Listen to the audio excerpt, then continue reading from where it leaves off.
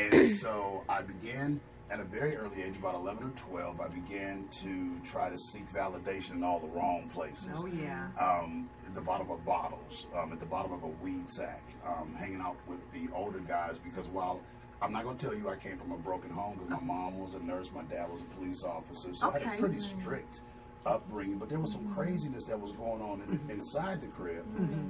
Actually a violation by a older sibling from a former marriage, and that really jacked me up as well, because that was that person I was supposed to be looking to be my protector, my mentee, my mentor, and that early on sort of destroyed the whole trust and capability. And then that coupled with the fact that I just didn't feel like I fit in naturally, I'm just like, what the what? And so I took all that mess into my adulthood, because I didn't really have, at that time, there was no outlet. There was no Dr. Phil, no Oprah to be able to, you know, open up. There was no Ayala Benzon. That it was a healthy thing. It was like, it's the code. You don't say what's going on in the house, outside of the house. So I'm like stuffing all of this crap down in me. And so I took all of that madness into my adolescence, into my adulthood, and really caused some wreckage. At the time, it was the outward wreckage that I was most concerned about, and I didn't really think that it was impacting me, because I got good grades, I kept a good job, I was flying the world, but I was broken. On the outside, it looked like he had it going on. Even a couple of my parents had the audacity to say, "Oh, I wish my kids were like yours." I'm like, "No, the hell you don't." You could be a fly on your wall. If you only knew, you know. And so nobody really knew what was going on, and I, of course, had to maintain that posture of masculinity based on them crazy stereotypes and stigmas that people throw at males, not just me, but males in general. And so the statistics are staggering of how many men are actually out here suffering in silence, like I was. Like on the outside, oh, he's an awesome athlete, he's a great student, his parents are this, that, and the third. But dude, toe up from the flow up on the inside, you know, when you take that look in the mirror. And so I took that into my adulthood, and when I say I caused some straight havoc, I destroyed a marriage, and in retrospect I can say I destroyed the one woman that I really and truly loved and that loved me. But I didn't know how, because of all of the brokenness that I had inside of me. I didn't really know how to nurture that. I didn't know how to embrace what was being given to me, because she was we actually, to show you how shallow I was, when I checked into my duty station from Japan into South Carolina, she was the sergeant that checked me in.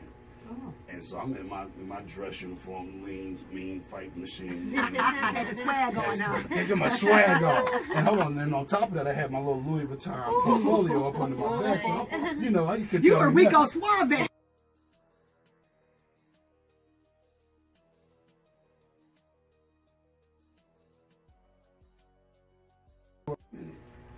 She can actually hold a conversation. And contrary to what the average guy was looking for, she was cute too, but smart and brains. I'm like, oh, ding ding, jackpot, you know. And so we went and we got us a bottle of yak. We sat and we talked for like maybe 2-3 hours. And I'm like, hold on, wait a minute, this might be the one. But that was, and it's on the first outing because of my own brokenness. And so we evolved. We got into what I eventually began to call a relationship of convenience, because she was coming from a place of brokenness.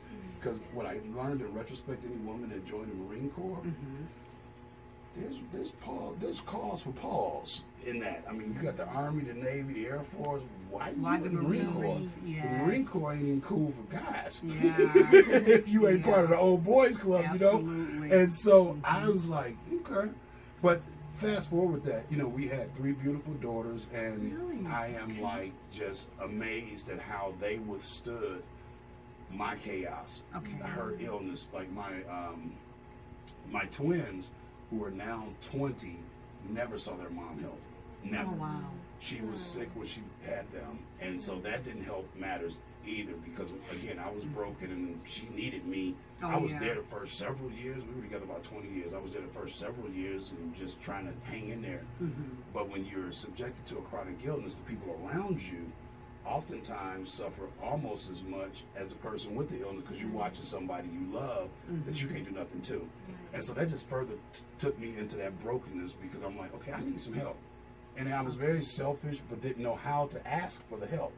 And so in the process of that, I really found myself, or actually I lost myself. I didn't know who I was anymore because I was straddling the fence, walking around trying to do this dual identity thing. I wanted to be hip, cool, and slick, but I also knew I was a geek and I wanted to be intelligent, have a job. And so, I mean, up until about 35, to fast forward a little bit, I started reading this book by Stephen Covey, The 7 Habits of Highly Effective People. And it suggests in there that you have to understand from whence you came in order to understand what makes you tick now. Exactly. And so I started asking questions about my dad, and it was like, wasn't no information coming forth because Dad wasn't approachable like that. Dad was a heck of a provider. Right. But emotionally, he was just like, no, you can't come inside these walls. And that's how how we have our household set up. I think that kind of comes from this little social structure that we have. Exactly. Yeah. Exactly. And so, as I was in my pursuit, because it tells you or suggests that you read the book with an accountability partner. And of course, I didn't pay no attention to that. I'm like, I'm smart. I can figure this out by myself. I'm smarter than 2 people. 2 people. Oh, 2 people. I like that. Oh my God! And I got up in my head by myself. And you talking about painful.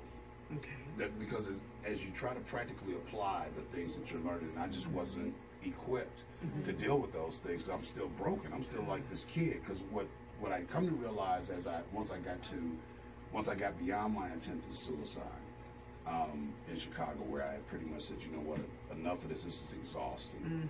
Trying to live both lives, and I'm doing everything I think I'm supposed to do, everything that society say I'm supposed to do, everything that everybody else around me. I'm getting high marks. I'm flying the world at corporate space, but I'm like miserable.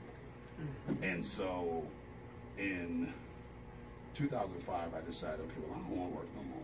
I think I want to go. Well, at that point, my former wife, she said, I can't do this no more. I'm out of here. And I said, oh, you going to tear something up? Well, let me help you.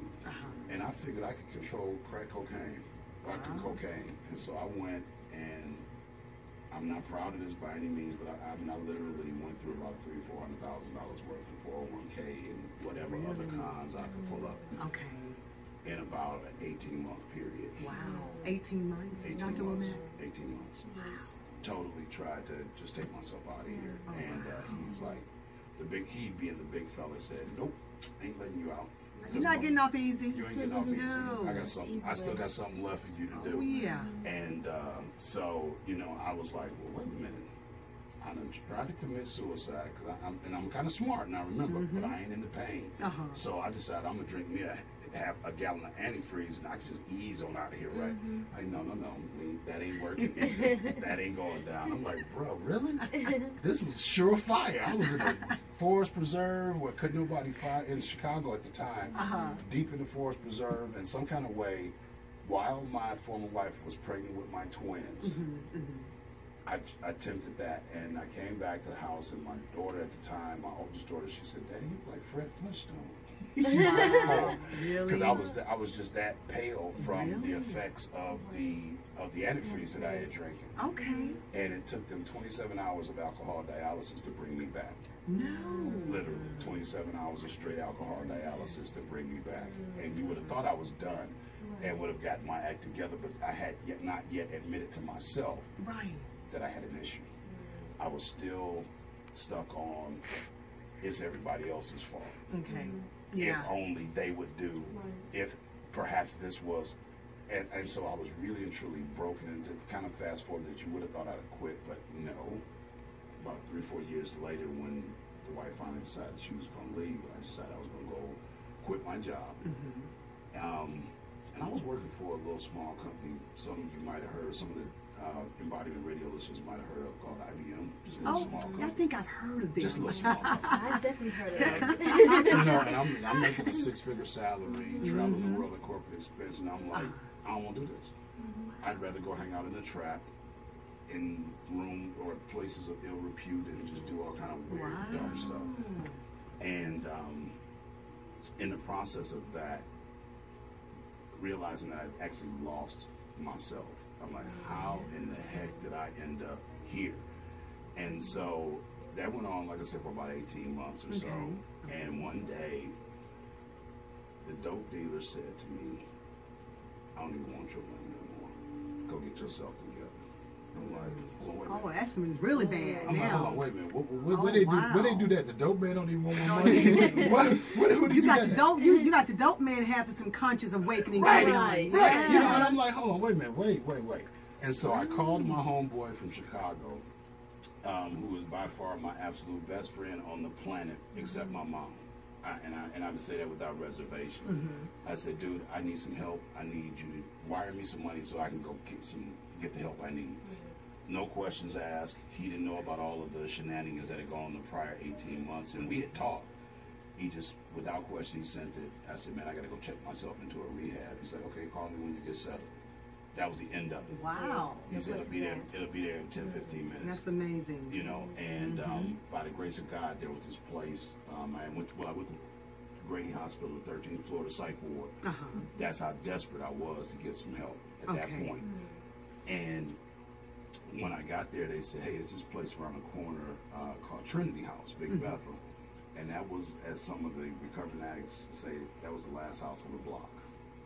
And by the grace of God, although they were at capacity,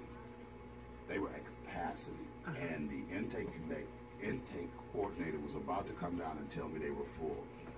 And somewhere stirred up down there in those seeds that mom and dad had planted, I had enough wherewithal to stand up and shake her hand. And before she could tell me they were full, she said, hold on. There you go. I think we're going to take a chance on you. So she went back upstairs to the director, and he as well said, you know what, I think this is one we need to take a chance on. And so now I sit on the board of that program. Are you serious? That's amazing. Right. I'm the program chair sitting on that program. Yes, that's amazing. Talk about intervention, huh? Who it was, and it was not. Now, let me make this perfectly clear too. Trinity House is not a, hey, come on in here, let me pat you on your head. It's a confrontational program. Oh, it's the real deal. It's basically. the real deal. Okay. It's the real deal. It's almost, and it was created by Brother MZ Leonard Tate. And let me shout out my guardian angel, Mrs. Shira Walker, because were it not for her taking a chance, I probably wouldn't be sitting here talking to you. And every chance I get, I give her love because I truly believe she was my guardian angel. Oh, yeah, absolutely. And MZ Tate was a former Marine as well. Okay. And so he created the program for recovering addicts and homeless guys. And so, but he's like, no, this soft stuff ain't gonna work if we gonna make it last. And so they call it a tough program for tough times. Exactly. And so I went in, and it's like a parliamentary table. You have to work your way around the table. So everybody starts in the first chair. It's borderline hazing, but they make sure you really want to be there. So not only do you get interviewed by the intake, you also get interviewed by the men of the house. And it's a 36-man house, and so they have to accept you into the house as well. Okay. And so during that time there, I found myself, y'all. Wow. I found myself, and that's what drives the mission of why Dr. Ed Womack is so tenacious about the things that I do, so driven to be of service, because my favorite book, The Undisputed #1 bestseller, says the greatest of you will be a servant. And I know that the only reason I'm here is because of His grace. And it reflects. And people don't realize, and I know the social media, you can look at a page and you can tell for those who use it for.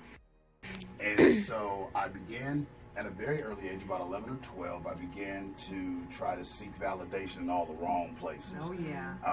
At the bottom of bottles, at the bottom of a weed sack, hanging out with the older guys, because while I'm not going to tell you I came from a broken home, because my mom was a nurse, my dad was a police officer, so I had a pretty strict upbringing, but there was some craziness that was going on inside the crib. Actually a violation by a older sibling from a former marriage, and that really jacked me up as well, because that was that person I was supposed to be looking to be my protector, my mentee, my mentor, and that early on sort of destroyed the whole trust and capability And then that coupled with the fact that I just didn't feel like I fit in naturally, I'm just like, what the what? Okay. And so I took all that mess